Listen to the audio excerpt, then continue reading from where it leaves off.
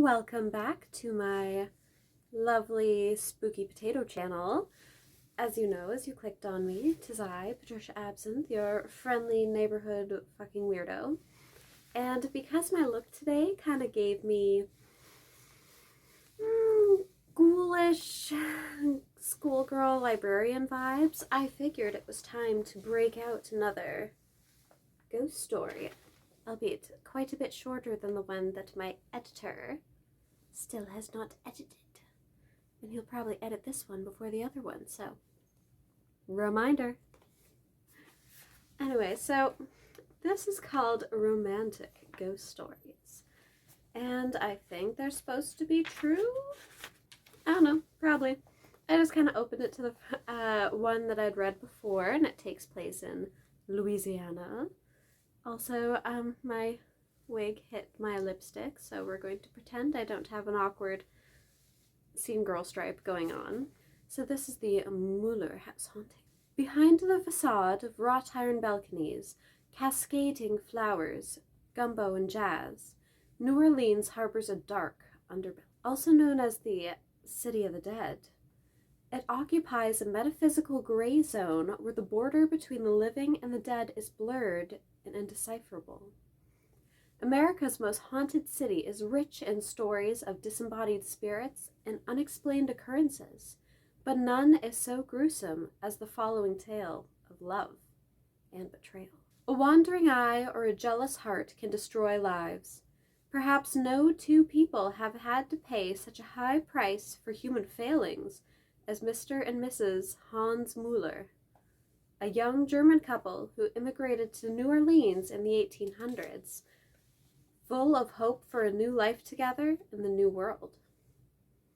But their hope turned to despair, and they found their lives literally and figuratively ground to a halt when the ties that bound them to each other became like a prisoner's chains. I hope the drama is adding to it.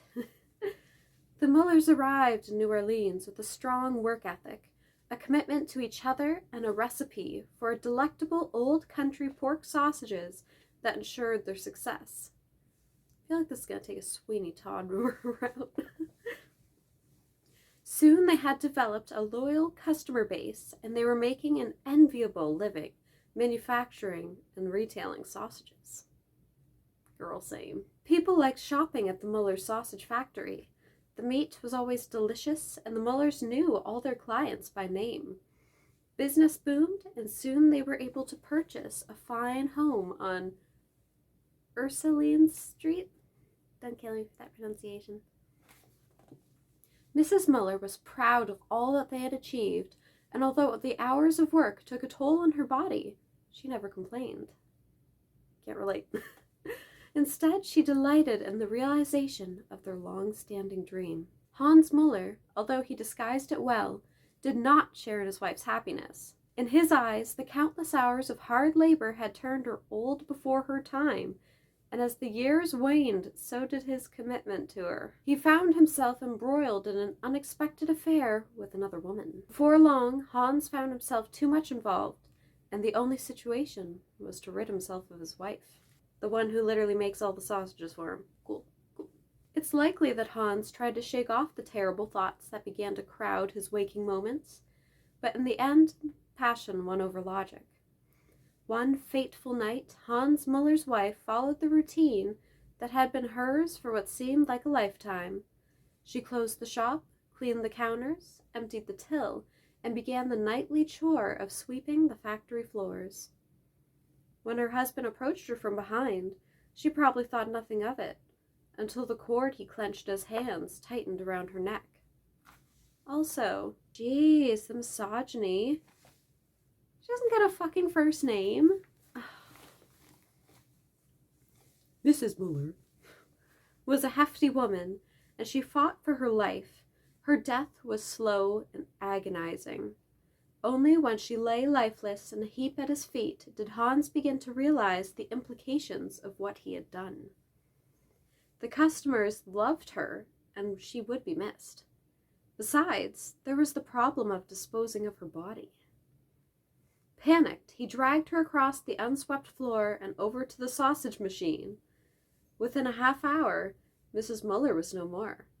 But Hans Muller's problems had just begun. Wow, I predicted right when I said fucking Sweeney Todd. For weeks after her murder, he lied about her whereabouts to inquiring customers and worried friends.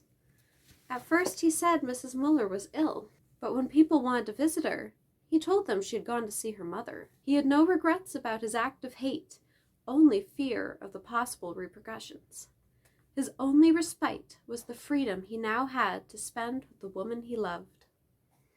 He kept his relationship with his lover a secret, but with time, rumors began to spread throughout New Orleans about Mrs. Muller's prolonged absence. People noticed that the to-die-for sausages didn't taste the same anymore.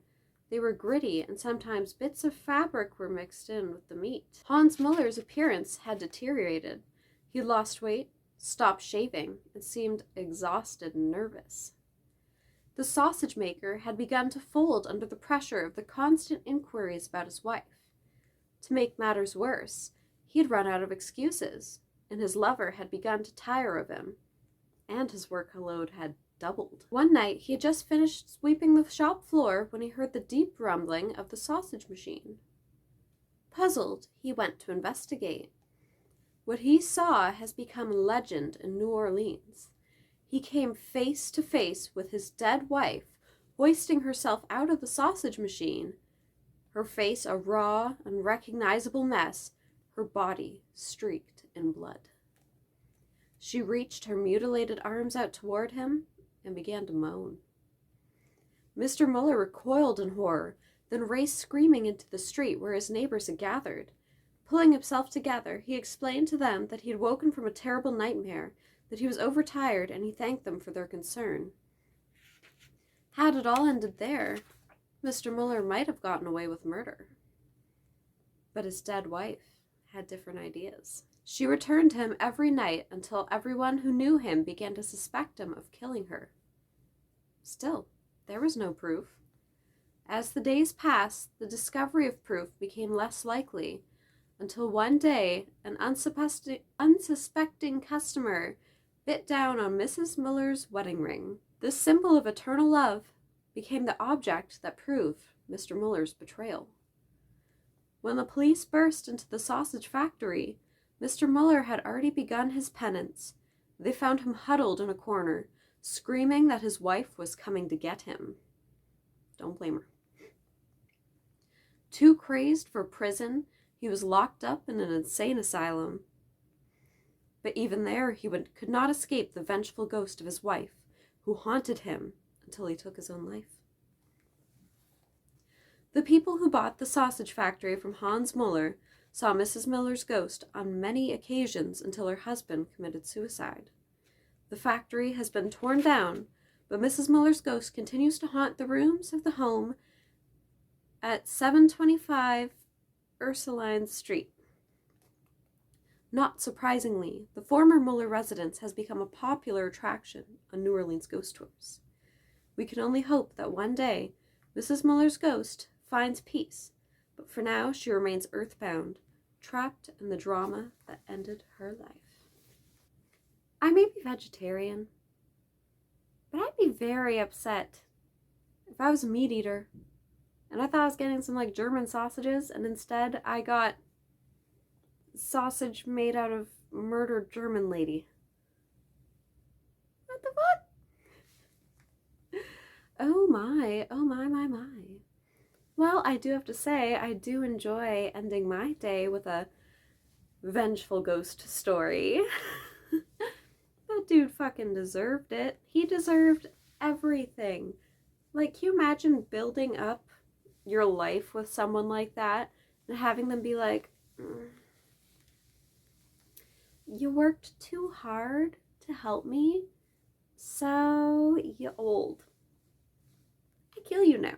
Like, anyway, hope you enjoyed. Comment if you want.